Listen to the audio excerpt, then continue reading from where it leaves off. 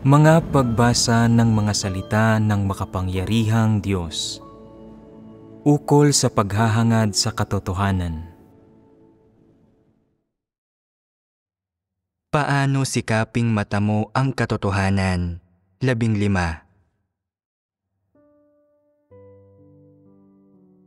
May ilang tao na sa panahon ng Chinese New Year ay ginugugol ang kanilang mga araw sa pagsilip sa mga almanak. Sinisimulan ang tradisyonal na pagdiriwang mula sa ika-30 araw ng ika-12 buwan ng lunar na kalendaryo.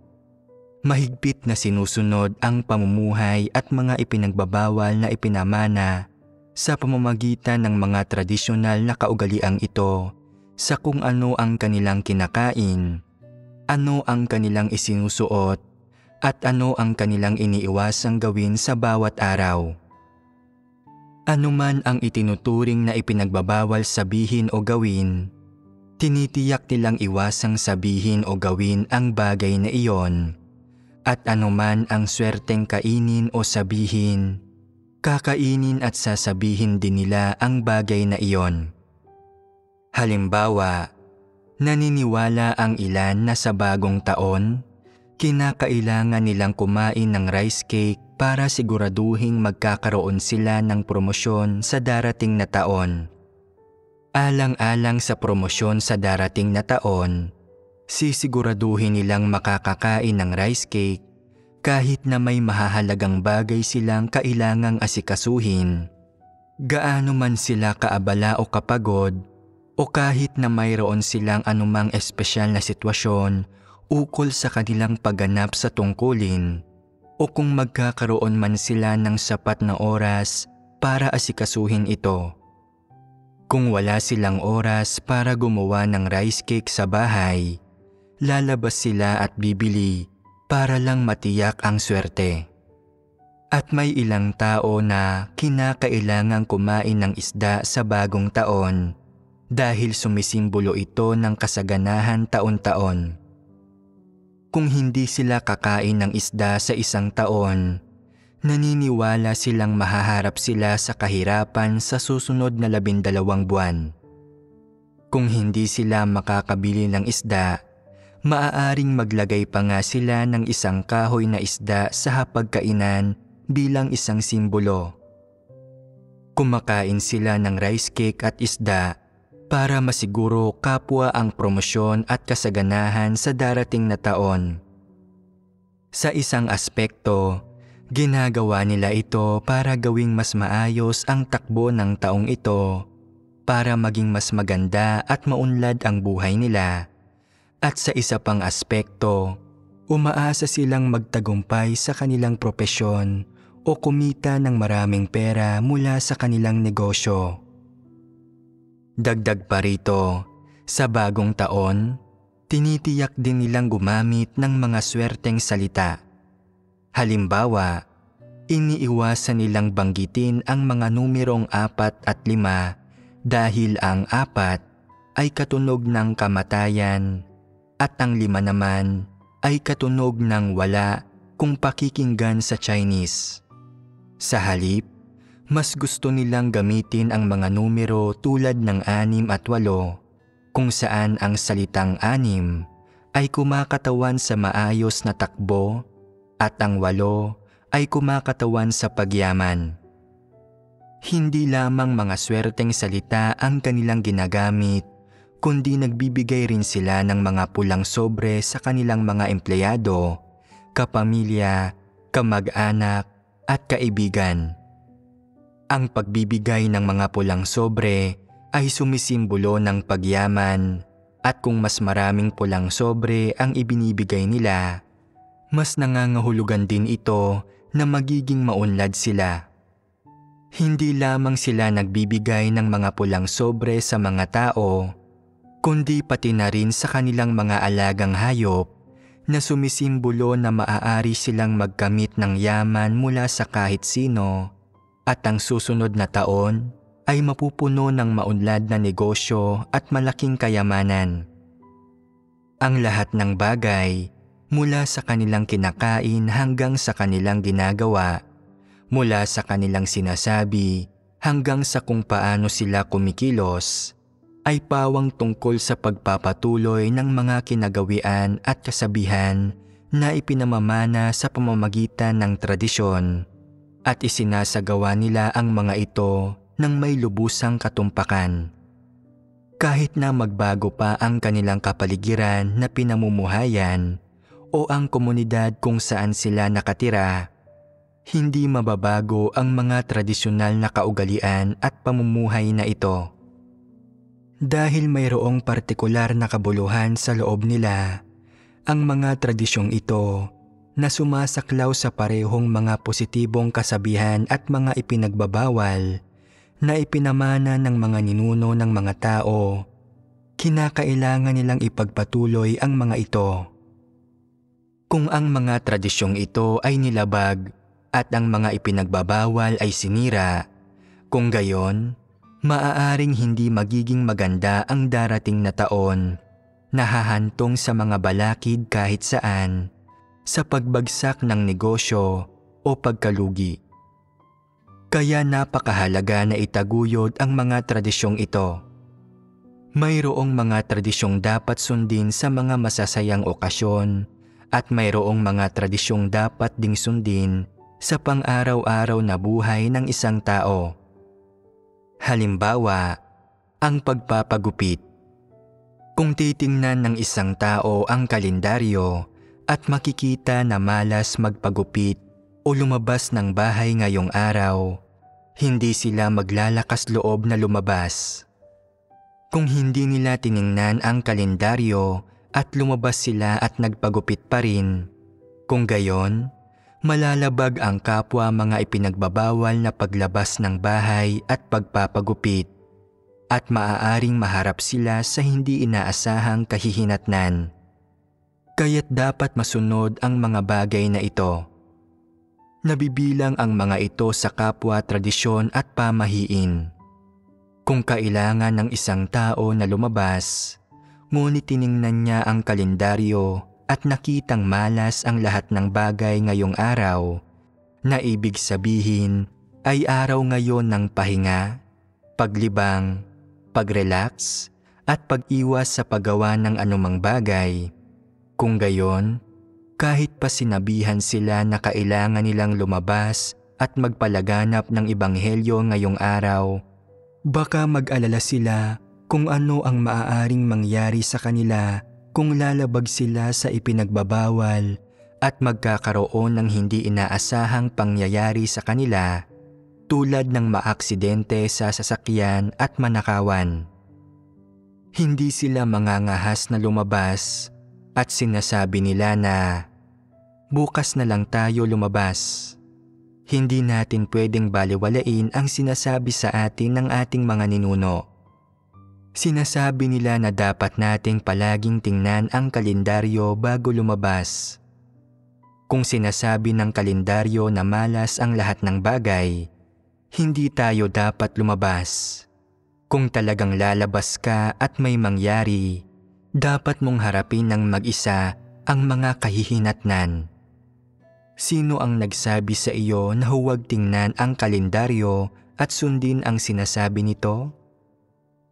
Nauukol ito sa kapwa tradisyon at pamahiin, hindi ba? Sinasabi ng ilang tao, magiging 24 na ang edad ko ngayong taon. Ito ang taon ko sa zodiac. Sinasabi ng iba, magiging 36 na ako ngayong taon. Ito ang taon ko sa zodiac. Ano ang kinakailangan mong gawin sa iyong taon sa zodiac? Magsuot ng pulang damit na panloob at pulang sinturon. Sino rito ang nagsuot na ng pulang panloob noon? Sino ang nagsuot na ng pulang sinturon? Ano ang pakiramdam ng nakasuot ng pulang panloob at pulang sinturon? Naramdaman mo bang naging maayos ang iyong taon? Naitaboy ba nito ang malas? Noong taon ko sa zodiac, nagsuot ako ng pulang medyas. Gayunpaman, noong taon na iyon, talagang hindi maganda ang resulta ng aking pagsusulit. Ang pagsusuot ng pula ay hindi naghatid ng swerte gaya ng sabi ng mga tao. Ang pagsusuot ng mga ito ay naghatid sa iyo ng malas, hindi ba? Mas naging mahusay ka kaya kung hindi ka nagsuot ng pula? Wala itong naging epekto kung nagsuot man ako ng pula o hindi. Iyan ay tamang pananaw sa katanungan. Wala itong naging epekto.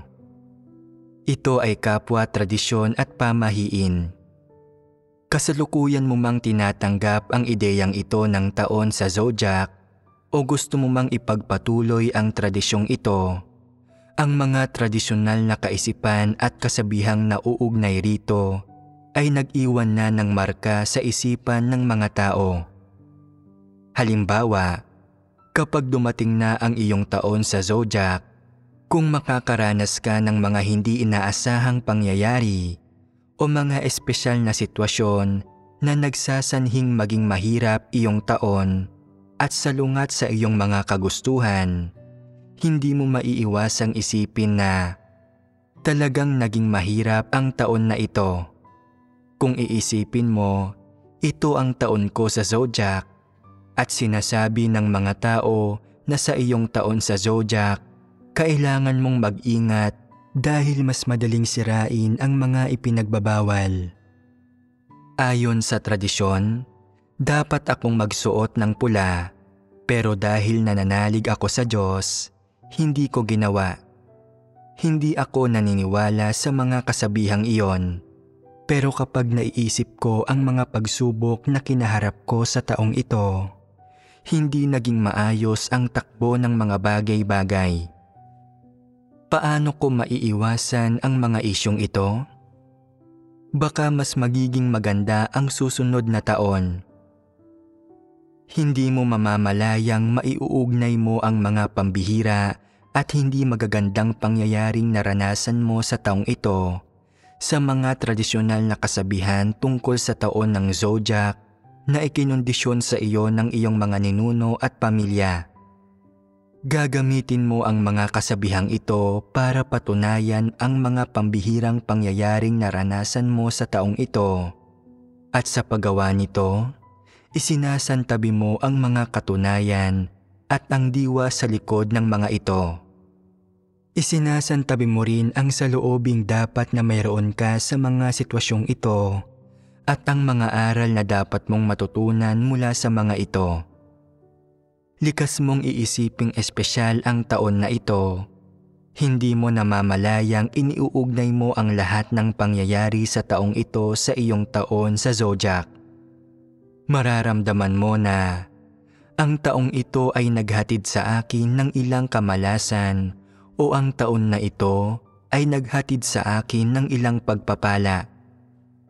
Ang mga ideyang ito ay may tiyak na kaugnayan sa pagkokondisyon na mula sa iyong pamilya. Tama man ang mga ito o hindi, may kinalaman ba sa iyong taon sa zodiac ang mga ito? Walang kaugnayan ang mga ito. Kung gayon, tama ba ang iyong mga perspektiba at pananaw tungkol sa mga usaping ito? Hindi. Bakit hindi tama ang mga ito? Ito ba ay dahil medyo naimpluwensyahan ka ng mga tradisyonal na kaisipan na ikinintal sa iyo ng iyong pamilya? Ang mga tradisyonal na kaisipang ito ay nangunguna at nagiging laman ng isipan mo. Kung gayon, kapag nahaharap sa mga usaping ito, ang iyong kaagad na reaksyon ay ang tingnan ang mga ito mula sa perspektiba ng mga tradisyonal na kaisipan at pananaw na ito, habang isinasantabi ang perspektibang nais ng Diyos na mayroon ka o ang mga kaisipan at pananaw na dapat mong taglayin. Ano ang magiging resulta sa huli ng iyong pagtingin sa mga usaping ito? Mararamdaman mong hindi naging maganda ang taon na ito, na naging malas ito at salungat ito sa iyong mga kagustuhan.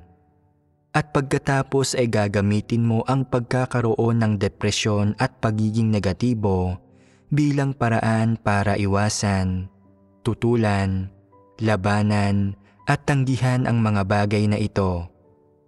Kaya, ang dahilan ba ng pag-usbong sa iyo ng mga emosyon, kaisipan at pananaw na ito ay nauugnay sa mga tradisyonal na kaisipang ikinintal sa iyo ng iyong pamilya?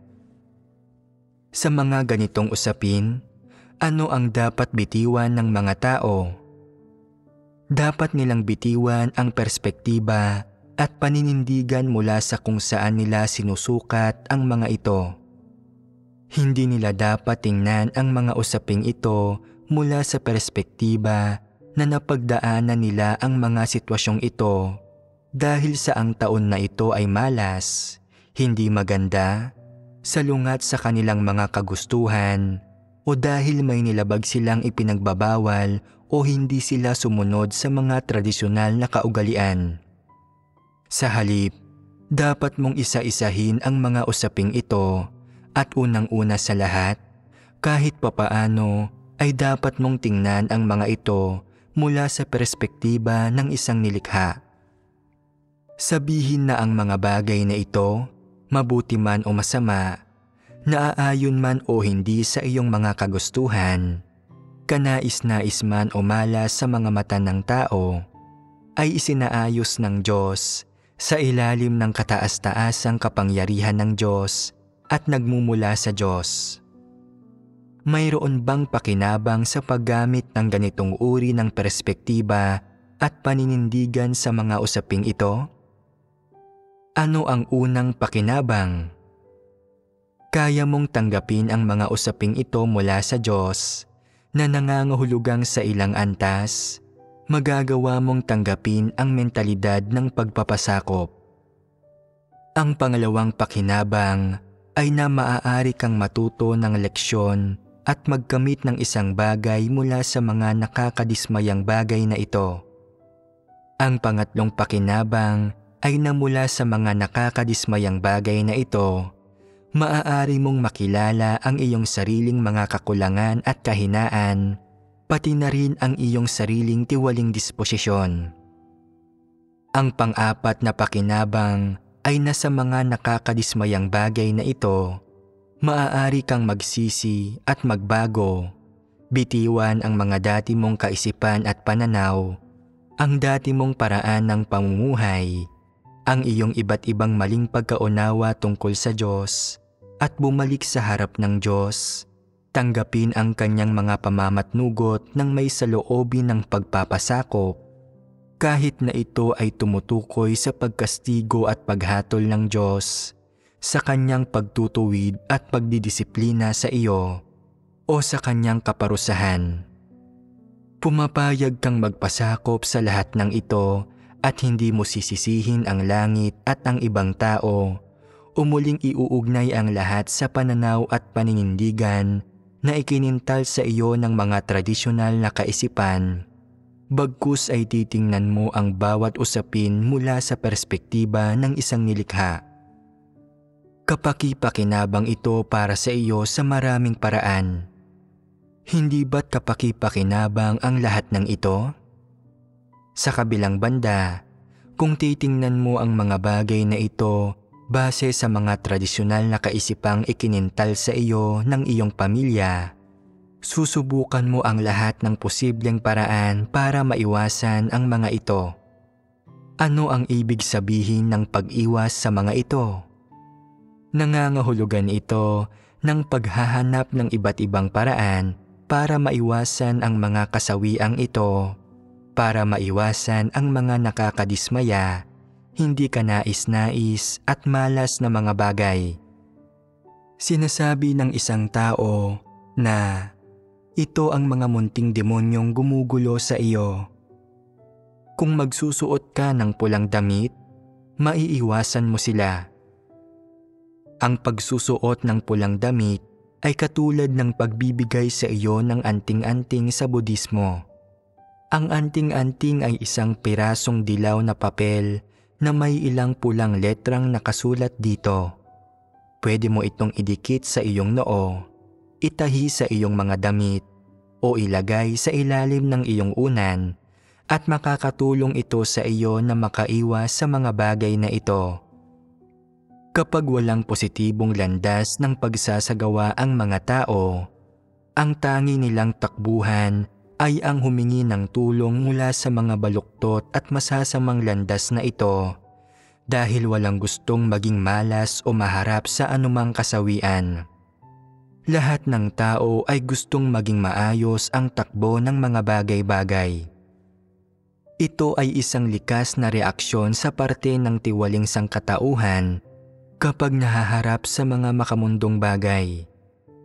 Gusto mong iwasan ang mga bagay na ito o gumamit ng iba't ibang paraan ng tao para malutas ang mga ito dahil wala kang tamang landas para tugunan ang mga ito o ng mga tamang kaisipan at pananaw para harapin ang mga ito. Maaari mo lang tingnan ang mga bagay na ito mula sa perspektiba ng isang taong walang pananampalataya. Kaya't ang una mong reaksyon ay ang iwasan ang mga ito. Ayaw mong makaharap ang mga bagay na ito. Sinasabi mo na, bakit masyadong hindi ka nais-nais ang mga bagay para sa akin? Bakit napakamalas ko? Bakit ako nahaharap sa pagpupungos araw-araw? Bakit palagi akong natutuliro at nagkakamali sa lahat ng ginagawa ko? Bakit palaging nabubunyag ang mga kilos ko? Bakit palaging sumasalungat sa mga kagustuhan ko ang mga tao sa paligid ko? Bakit nila ako pinupuntirya, minamaliit, at palaging kinokontra ang kagustuhan ko sa lahat ng bagay? Gaya ng sinasabi ng ilan, kapag minamalas ka, pati malamig na tubig ay maaaring kumapit sa iyong mga ngipin. Makakakapit ba ang malamig na tubig sa iyong mga ngipin? Ngumunguya ka ba ng malamig na tubig gamit ang iyong mga ngipin? Hindi ba't walang katuturan ito? Hindi ba't paninisi ito sa langit at ibang tao? Ano ang ibig sabihin ng maging malas? Mayroon ba talagang ganoon? Walang ganoong bagay. Kung tunay mong kinikilala na ang lahat ng bagay ay nasa mga kamay ng Diyos, na ang lahat ay nasa ilalim ng kataas-taasang kapangyarihan at pagsasaayos ng Diyos, hindi mo gagamitin ang mga salitang tulad ng malas at hindi mo susubukang iwasan ang mga bagay-bagay. Kapag nakakatagpo ang mga tao ng mga bagay na salungat sa kanilang mga kagustuhan, ang una nilang reaksyon ay ang iwasan ang mga ito at pagkatapos ay tanggihan ang mga ito. Kung hindi nila kayang tumanggi, umiwas, o magtago mula sa mga bagay na ito, nagsisimula silang labanan ang mga ito. Ang paglaban ay hindi lamang pagninilay-nilay sa mga kaisipan ng isang tao o ang suriin ito sa isipan ng isang tao. Ito ay may kasamang pagkilos.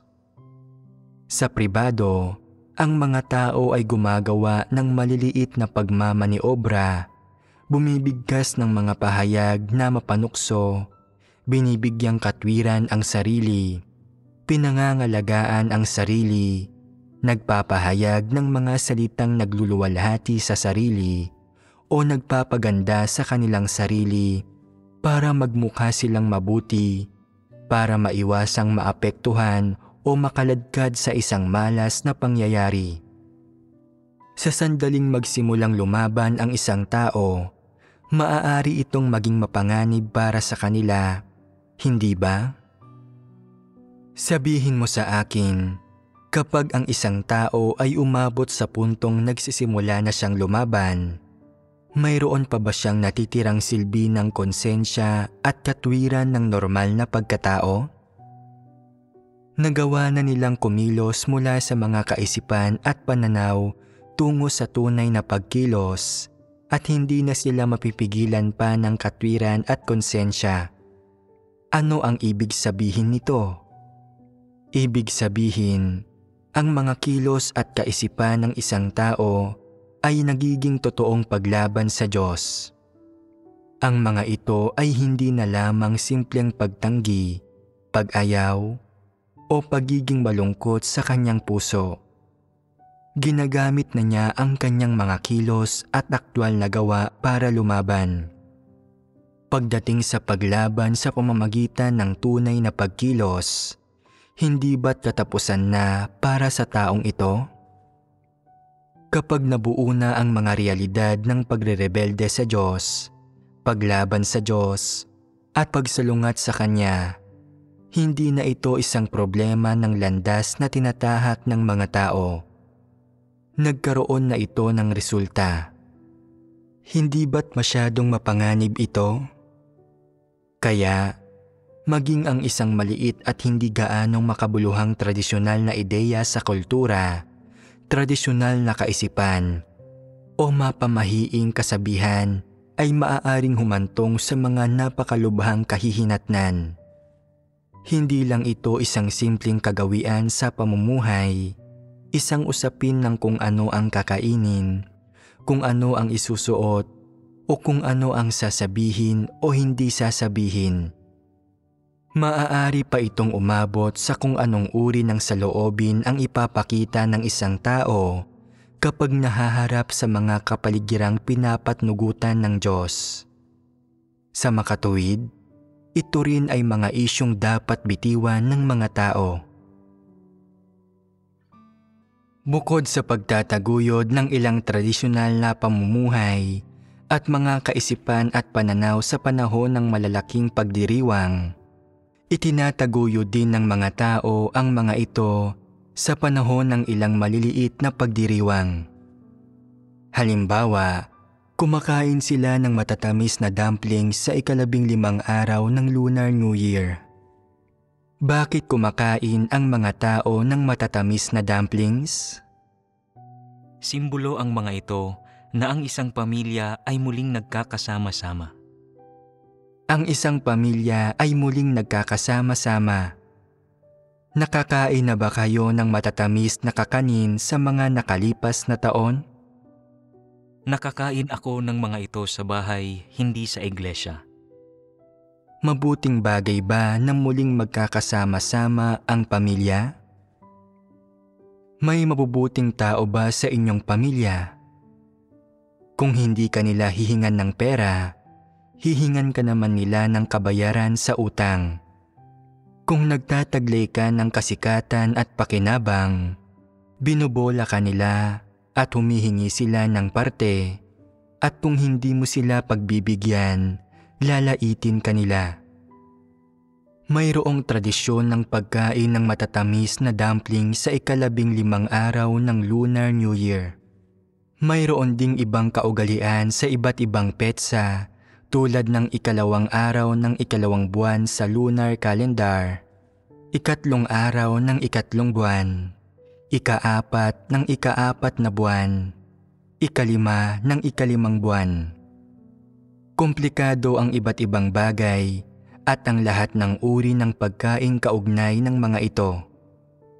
Ang mga bagay na ito na ginagawa ng mundo ng mga walang pananampalataya at mga demonyo ay pawang katawa-tawa. Kung gusto mong magsaya sa isang pagdiriwang at kumain ng masasarap na pagkain, sabihin mo na lang nakakain ka ng masarap na pagkain at iyon lang. Hanggat pinahihintulutan ng iyong kalagayan sa pamumuhay, maaari kang kumain ng kahit anong gusto mo. Tama na ang ganitong kalokohan tulad ng pagkain ng kakanin taon-taon para ma-promote, pagkain ng isda para sa kasaganahan, o ng matatamis na dumplings para sa muling pagkakasama-sama ng pamilya. Gumagawa rin ng mga rice dumpling ang mga Chinese, pero para saan?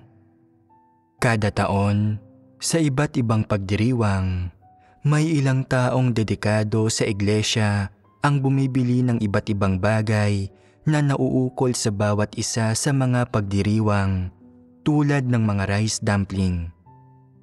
Tinanong ko sila, bakit kayo kumakain ng mga rice dumpling? Sabi nila, ito ay para sa Dragon Boat Festival sa ika-5 araw ng ika-5 buwan ng lunar.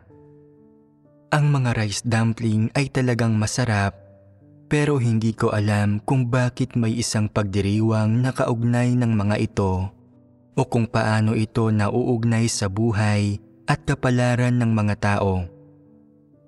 Hindi ako kailanman nagsaliksik o nag-survey tungkol dito, kaya hindi ko alam. Ito ay para sa nagunitain ang isang tao.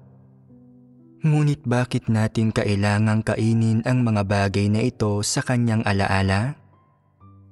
Ang mga rice dumpling ay dapat ibigay sa taong iyon. Ang sinumang nagnanais na gunitain siya ay dapat maglagay ng mga rice dumpling sa harap ng kanyang libingan o larawan.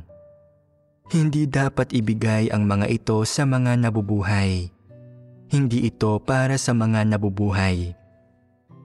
Ang mga nabubuhay ay kumakain ng mga ito para sa taong iyon. Isa iyong kahangalan. Ang kaalaman ukol sa mga pagdiriwang na ito, pati na rin kung ano ang kakainin sa panahon ng mga pagdiriwang na ito ay nakuha mula sa mga walang pananampalataya. Hindi ko alam ang mga partikular na detalye at ang ilang detalye ay naipasa sa mga tao sa iglesia kinalaunan. Kagaya ng pagkain ng mga rice dumpling sa Dragon Boat Festival at pagkain ng mga kakanin sa Lunar New Year. Sa kanluran, kumakain ang mga tao ng pabo sa araw ng pasasalamat. Bakit sila kumakain ng pabo? Ayon sa mga balita, kumakain sila ng pabo sa araw ng pasasalamat para magpasalamat. Isa itong tradisyon. May isa pang pagdiriwang sa kanluran na tinatawag na Pasko, kung saan nagtatayo ng mga Christmas tree ang mga tao at nagsusuot ng mga bagong damit. Isa rin itong tradisyon. Sa panahon ng pagdiriwang na ito, ang mga taga-kanluran ay dapat magpalitan ng magagandang salita at mabubuting pagbati, pati na rin ng mga pagbasbas. Hindi sila pinapayagang magsalita ng masasama o ng mga sumpa. Ang lahat ng ito ay katumbas ng mga swerteng kasabihan sa kultura ng silanganan at ang layon ng mga ito ay para pigilan ang mga tao na lumabag sa mga ipinagbabawal. Kung hindi, ay hindi magiging maganda ang susunod na taon. Ang mga pagdiriwang sa kanluran tulad ng araw ng pasasalamat at Pasko ay may kasamang kainan ng mga espesyal at masarap na pagkain at may mga kwentong nilikha para bigyang katwiran ang mga ganitong pagkain. Sa huli, binubuod ko ang nangyayari. Ang mga tao ay naghahanap ng dahilan para magpakasasa sa masasarap na pagkain ito. Tinutulutan silang pangatwiranan ang pagpapahinga ng ilang araw para magpiesta sa bahay. Kumakain hanggang sa magkaroon sila ng malaking tiyan. Kapag oras na para mag-donate ng dugo, sinasabi ng nurse, masyadong mataas ang antas ng lipid sa dugo mo. Hindi ito naaayon sa pamantayan at hindi ka kwalipikadong mag-donate ng dugo. Ito ay dulot ng sobra-sobrang pagkain ng karne. Ang pangunahing layon sa pagdiriwang ng mga tradisyonal na piyesta ay para magpakasaya sa masasarap na pagkain at inumin. Ito ay ipinamamana mula sa sunod-sunod na henerasyon, mula sa matatanda hanggang sa mga bata at nagiging isang tradisyon. Ang mga pinagbabatayang kaisipan at pananaw na ikinintal ng mga tradisyong ito, pati na ang ilang pamahiin, ay ipinasa rin mula sa matatanda tungo sa mas nakababatang henerasyon. Ano pang ibang mga pamahiin ang mayroon? Ang pagkibot ng mata na kababanggit ko lang ay madalas bang mangyari? Sinasabi mo, palaging kumikibot ang mata ko. May nagtatanong, aling mata ang kumikibot? Ang sagot mo ay, ang kaliwang mata. Sabi ng taong iyon, walang problema. Ang pagkibot ng kaliwang mata ay nagbabadya ng magandang kapalaran. Subalit ang pagkibot ng kanang mata ay nagbabadya ng sakuna. Totoo ba ito? Yumaman ka ba ng kumibot ang kaliwang mata mo? Nakakuha ka ba ng pera? May nangyari bang sakuna ng kumibot ang iyong kanang mata? Nagkaroon ba ng anumang sitwasyon kung saan may nangyaring sakuna dahil kumibot ang iyong kaliwang mata, kung saan may masamang nangyari o kung saan may magandang nangyari dahil kumibot ang iyong kanang mata? Naniniwala ba kayo sa mga bagay na ito? Hindi. Paanong hindi kayo naniniwala sa mga bagay na ito? Bakit kumikibot ang mata ninyo? Mayroon bang mga lunas sa katutubong kultura para pigilan ang pagkibot ng mata? May mga pamamaraan ba? Naghahanap sila ng isang piraso ng puting papel na ididikit. Aling mata man ang kumikibot, pinupunit nila ang isang piraso ng puting papel mula sa kalendaryo o maliit na notebook at idinidikit ito sa kanilang talukap. Hindi pwedeng ibang kulay ito kundi puti lang. Ano ang ibig sabihin ng puting papel? Ibig sabihin, ang pagkibot ay walang kabuluhan, nagpapahiwatig na hindi tutulutang may masamang mangyari. Matalinong pamamaraan ba ito? Napakatalino, hindi ba? Pero ibig bang sabihin ito ay kumikibot ito nang walang kabuluhan? Maaari ba ninyong linawin ang usaping ito? Ang pagkibot ng kaliwang mata ay nagbabadya ng magandang kapalaran, subalit ang pagkibot ng kanang mata ay nagbabadya ng sakuna. Nangangahulugan man ito ng magandang kapalaran o sakuna, mayroon bang anumang paliwanag para sa pagkibot ng mata? Mayroon bang sitwasyon kung saan kapag kumikibot ang iyong kanang mata, nararamdaman mo na parang may masamang mangyayari? Mayroon kang premonisyon at pagkaraan ng ilang sandali, huminto ito sa pagkibot, nakalimutan mo na ang lahat tungkol dito, at pagkatapos ay may nangyaring masama pagkalipas ng ilang araw, at pagkatapos harapin ang pangyayaring ito, bigla mong naalala, iniisip na, naku, tumpak nga ang kasabihan tungkol sa pagkibot ng mata. Bakit? Dahil totoo ngang nagsimulang kumibot ang kanang mata ko nitong mga nakalipas na araw, at nang huminto na ito, nangyari ang insidenteng ito. Pagkatapos nitong mangyari, hindi na kumibot ang mata ko mula noon. Nangyayari ba ito? Kapag hindi mo maunawaan ang isang bagay, hindi ka nangangahas na magsalita ng anuman, hindi ka nangangahas na itatwa ito o aminin ito bilang totoo. Hindi mo maiwasan ang paksa, hindi mo ito masabi ng malinaw, pero iniisip mo pa rin na kapanipaniwala ito. Sa iyong bibig, sinasabi mo na, iyan ay pamahiin, hindi ko pwedeng paniwalaan iyan. Ang lahat ay nasa mga kamay ng Diyos. Hindi mo ito pinaniniwalaan, pero nagkatotoo ang bagay na ito. Napakatumpak nito. Paano mo ito maipapaliwanag? Hindi mo nauunawaan ang katotohanan at diwa rito, kaya hindi mo ito masabi ng malinaw. Itinatatwa mo ito sa bibig mo.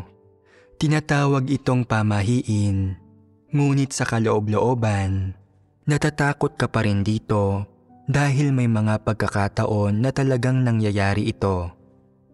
Halimbawa, mayroong isang taong naaksidente at namatay. Bago ang aksidente, nakaramdam ng matinding pagkibot sa kanang mata ang asawa ng taong iyon. Patuloy itong kumikibot araw at gabi. Gaano kalala ang kahihinatnan ng pagkibot na ito? Maging ang ibang tao ay nakikitang kumikibot ang kanyang mata. Matapos ang ilang araw, nagkaroon ng aksidente sa sasakyan at namatay ang kanyang asawa. Pagkatapos ayusin ang libing, umupo siya at unti-unting napapaisip, "Naku, noong mga araw na iyon, napakatindi ng pagkibot ng mata ko na hindi ko man lang ito mapigilan ng kamay ko. Hindi ko inaasahang magkakatotoo ito ng ganito." Kalaunan, nagsisimula na siyang maniwala sa kasabihang ito. Iniisip na, "Naku, talagang may nangyayari kapag kumikibot ang mata ko. Maaaring hindi naman talaga ito mabuti o masama, pero mayroong nakatakdang mangyari. Isa itong uri ng hula o premonisyon." Nangyayari ba talaga ito? Sinasabi ng ilang tao, "Hindi ako naniniwala rito, isa itong pamahiin."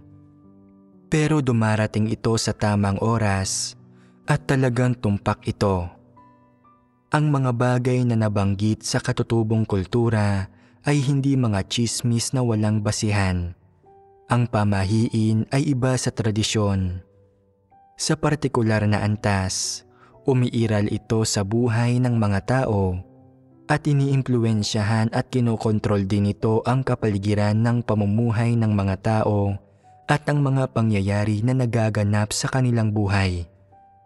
Sinasabi ng ilang tao, hindi ba't isa itong tanda mula sa Diyos, hindi isang pamahiin? Dahil hindi ito isang pamahiin, dapat natin itong tratuhin at unawain ng maayos. Hindi ito galing kay Satanas, maaaring mula ito sa Diyos. Isang pahiwatig mula sa Diyos. Hindi natin ito dapat kondinahin. Paano natin titingnan ng tama ang bagay na ito? Sinusubok nito ang iyong kakayahang tingnan ang mga bagay-bagay at ang iyong pagkaunawa sa katotohanan. Kung tinatrato mo ang lahat ng bagay ng pantay-pantay, naniniwala ka na lahat ng ito ay pamahiin, walang ganoong bagay at hindi ako naniniwala sa alinman sa mga ito. Tamang paraan ba ito ng pagtingin sa mga bagay? Halimbawa, kapag gustong lumipat ng bahay ang mga walang pananampalataya, nakikita nila na sinasabi sa kanilang almanak na malas ang araw na ito sa paglipat, kaya sinusunod nila ang ipinagbabawal na ito at hindi sila nangangahas na lumipat sa araw na iyon. Naghahanap sila ng araw kung saan sinasabi ng almanak na swerteng lumipat ngayon o swerte ang lahat ng bagay bago sila lumipat. Pagkatapos lumipat, walang masamang nangyayari at hindi ito nakakaapekto sa kanilang kapalaran sa hinaharap. Nangyayari ba ito? Nakikita ng ilang tao ang malas lumipat, pero hindi nila ito pinaniniwalaan. Itinutuloy pa rin nila ang kanilang paglipat. Bilang resulta, nang makalipat na sila, may hindi magandang nangyari. May kasawian sa pamilya, bumabagsak ang kanilang kayamanan, may namamatay sa kanilang pamilya, at ang isa naman ay nagkakasakit. Lahat, mula sa pagsasaka, trabaho at pagnenegosyo hanggang sa pag-aaral ng kanilang mga anak ay nagiging mahirap. Hindi nila alam kung ano ang nangyayari.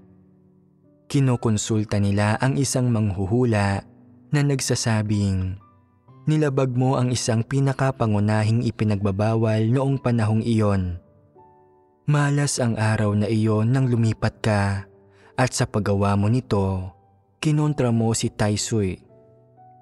Ano ang nangyayari dito? Alam mo ba?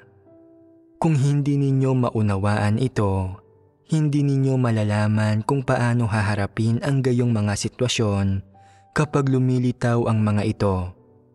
Kung sasabihin ng isang taong walang pananampalataya na, hayaan mong sabihin ko sa iyo, lumipat ako noong araw na malas lumipat at pagkalipat namin, patuloy na nagkakaproblema ang pamilya ko araw-araw. Mas lalong nagiging malas at hindi na kami nagkaroon ng magandang araw simula noon. Maaaring kabahan ka kapag narinig mo ito. Natatakot ka, iniisip na, naku, kung hindi ko susundin ang ipinagbabawal, ganoon din ba ang mangyayari sa akin? Binabalik-balikan mo ito sa iyong isipan. Iniisip na, nananampalataya ako sa Diyos, hindi ako natatakot. Ngunit nananatili pa rin sa isipan mo ang pag-aalinlangan at hindi ka nangangahas na lumabag sa ipinagbabawal. Paano natin dapat tingnan ang mga pamahiing ito? Simulan natin sa usapin ng pagkibot ng mata. Alam ba nating lahat kung ano ang ibig sabihin ng pagkibot ng mata? Ang pinakabatayang pagkaunawa ng mga tao ay nahinuhulaan nito kung ano ang maaaring mangyari sa hinaharap. Mabuti o masama man ang bagay na iyon. Pero ito ba ay pamahiin o hindi? Sabihin mo. Pamahiin ito. Ito ay pamahiin.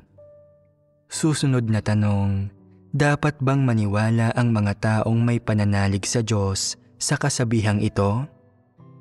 Hindi sila dapat maniwala. Bakit hindi sila dapat maniwala?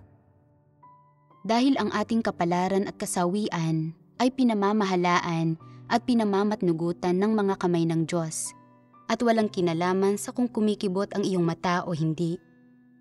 Ang lahat ng ating kinakaharap ay nasa ilalim ng kataas-taasang kapangyarihan at pagsasaayos ng Diyos at dapat tayong magpasakop dito. Sabihin natin na isang araw ay kumikibot ng matindi ang iyong mata sa buong araw at nagpapatuloy ito hanggang sa sumunod na umaga. Pagkatapos, may nangyayari at ikaw ay pinungusan. Pagkatapos mapungusan, huminto ang pagkibot ng iyong mata. Ano ang iisipin mo? Ang pagkibot ng mata ko ay isang tanda na pupungusan ako. Nagkataon lang ba ito? Ito ba ay isang pamahiin? Minsan ay nagkakataon lamang ito. Minsan ay nangyayari ang mga ganitong bagay. Ano ang nangyayari?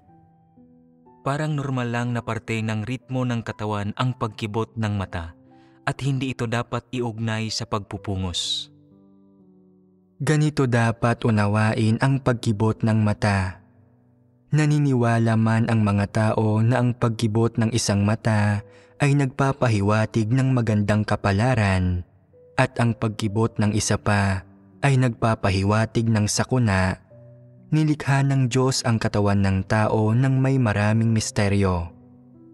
Gaano kalalim ang mga misteryong ito? Anong mga partikular na detalye ang kaugnay rito? Anong mga likas na gawi, mga abilidad, at potensyal na mayroon ang katawan ng tao? Hindi taglay ng mga tao ang kaalamang ito ng mag-isa. Kung ang katawan ng tao ay may kakayahang makaramdam sa espiritual na mundo, kung taglay man ito ang tinatawag ng iba na sixth sense, hindi ito alam ng mga tao. Kailangan pa bang mag-abala ang mga tao na unawain itong mga di kilalang aspekto ng katawan ng tao? Hindi na kailangan. Hindi kailangang maunawaan ng mga tao kung anong mga misteryo ang umiiral sa loob ng katawan ng tao. Bagamat hindi nila kailangang maunawaan, kailangan silang magkaroon ng batayang pagkaunawa na ang katawan ng tao ay hindi simpleng bagay. Ito ay likas na naiiba mula sa anumang bagay o gamit na hindi nilikha ng Diyos, tulad ng mesa, upuan o computer. Ang likas na katangian ng mga bagay na ito ay ganap na naiiba kaysa sa katawan ng tao. Ang mga walang buhay na bagay na ito ay walang pakiramdam sa espiritual na mundo, samantalang ang katawan ng tao, isang bagay na may buhay na nagmumula sa Diyos, na nilikha ng Diyos, ay nakakaramdam at nakakaunawa sa kasalukuyang kapaligiran nito, sa atmosfera at ilang espesyal na bagay, pati na kung paano tumugon sa kapaligiran sa palibot at sa mga paparating na pangyayari. Hindi ito simple. Lahat ng ito ay misteryo. Bukod sa nararamdaman ng katawan ng tao ang mga bagay na malamig, mainit, kaaya-aya o masama ang amoy, matamis, maasim, at maanghang, mayroon ding ilang misteryo na hindi alam ng subhetibong kamalayan ng tao. Hindi alam ng mga tao ang tungkol sa mga bagay na ito. Kaya, sa partikular na salita, nauugnay man sa mga ugat ng isang tao ang pagkibot ng mata, sa kanyang sixth sense, o sa isang bagay na may kinalaman sa espiritual na mundo, hindi natin ito susuriin. Ano't anuman, umiiral ang penomenang ito at hindi natin sisiyasatin ang layon at kahulugan ng pagkakaroon nito. Gayunpaman, mayroong mga kasabihan tungkol sa pagkibot ng mata kapwa sa pamilya at sa katutubong kultura. Binubuo man ng pamahiin o hindi ang mga kasabihang ito, sa katapusan ng araw, ito ay isang tanda na namamalas sa katawan ng tao bago may mga nangyayari sa kapaligiran ng pamumuhay. Ngayon, nabibilang ba ang paraan ng pagpapamalas na ito sa pamahiin, tradisyon o agham? Isa itong bagay na hindi magagawang saliksikin. Isa itong misteryo. Sa madaling salita, sa totoong buhay, sa libo-libong taon mula sa sinaunang panahon hanggang sa kasalukuyan, napagpasyahan ng sangkatauhan na ang pagkibot ng mata ng isang tao ay konektado kahit papaano sa mga pangyayaring magaganap sa kanilang paligid. May kaugnayan man ang pagiging konektado nito sa kayamanan, swerte, o sa ibang aspekto pa ng buhay ng isang tao, ito ay imposibleng saliksikin. Isa rin itong misteryo. Bakit ito itinuturing na misteryo? Maraming bagay ang may kinalaman sa espiritual na mundo sa labas ng material na mundo na hindi mo makita o maramdaman kahit na sinabi pa ang mga ito sa iyo. Kaya ito itinuturing na isang misteryo. Dahil ang mga bagay na ito ay mga misteryo at hindi nakikita o nararamdaman ang mga ito ng mga tao, ngunit umiiral pa rin sa mga tao ang ilang damdamin ng pangamba at pagkakaalam sa mangyayari. Paano dapat harapin ng mga tao ang mga ito? Ang pinakasimpleng tuntunin ay huwag na lamang pansinin ang mga ito. Huwag maniwala na may kinalaman ang mga ito sa iyong yaman o swerte.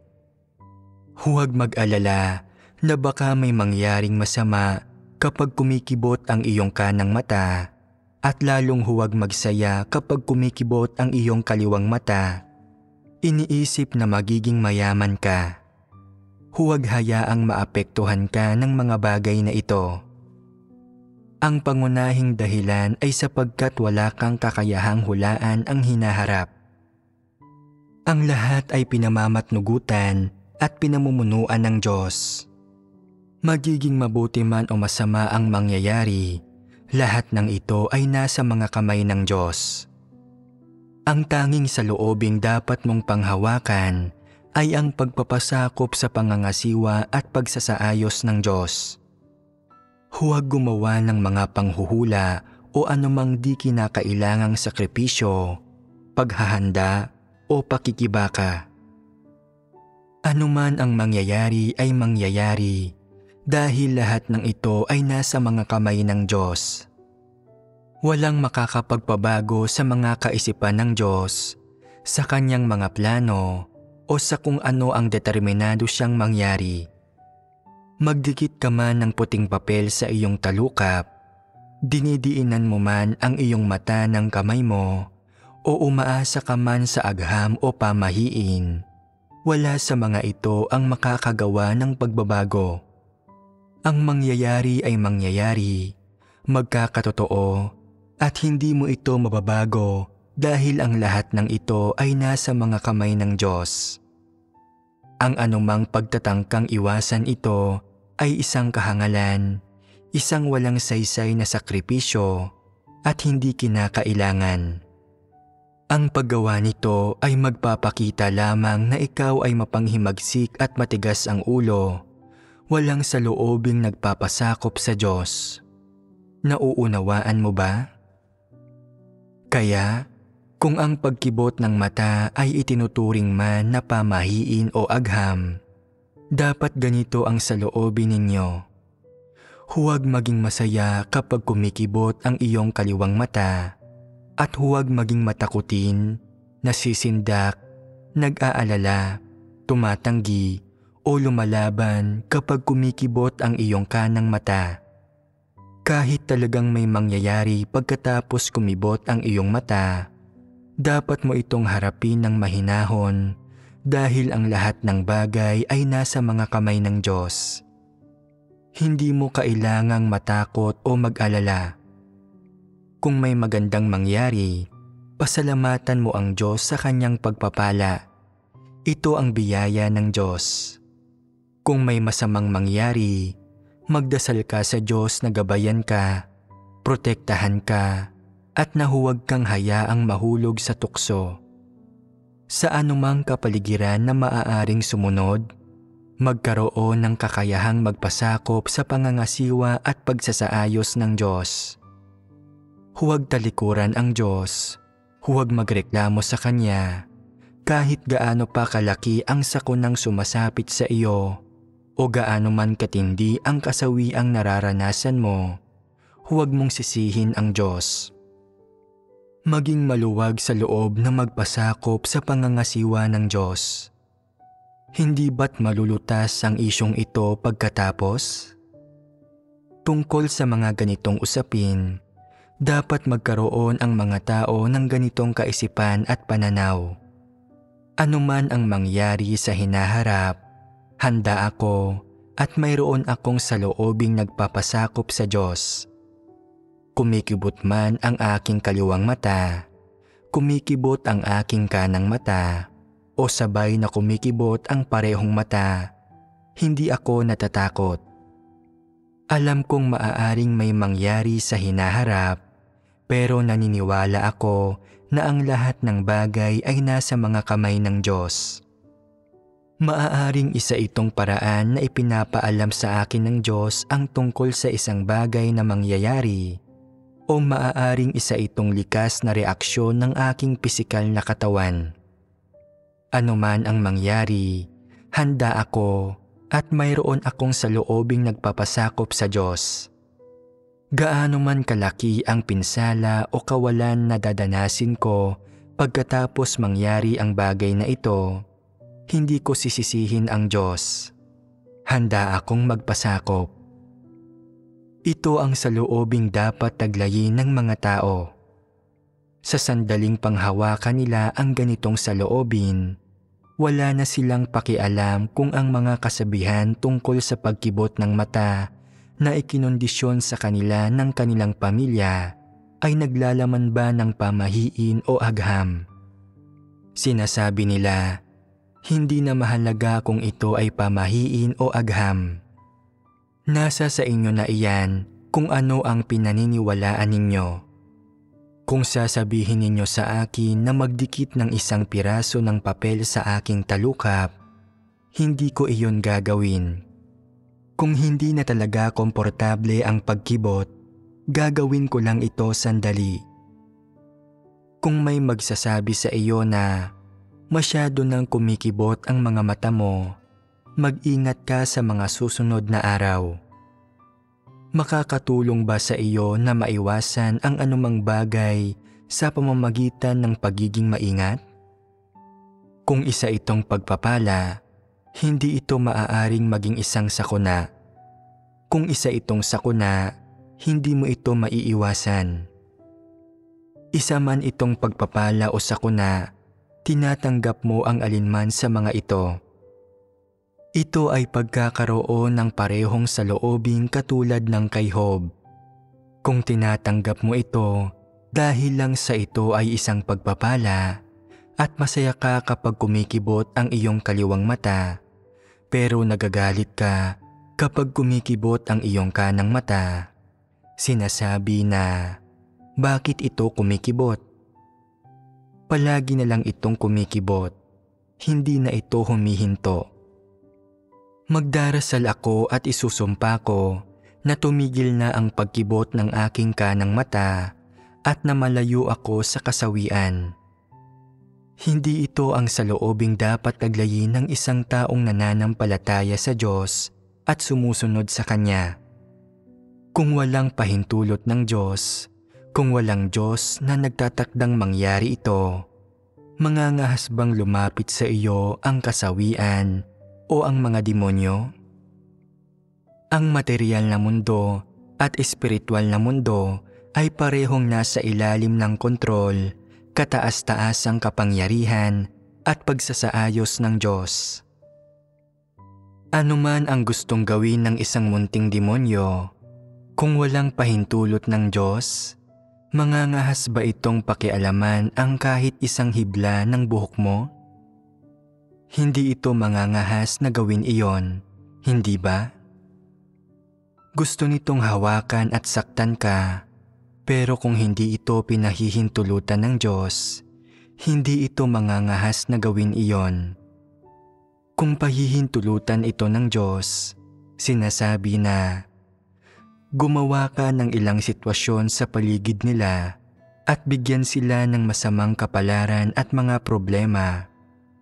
Pagkatapos ay magiging masaya ang munting demonyo at magsisimulang kumilos laban sa iyo.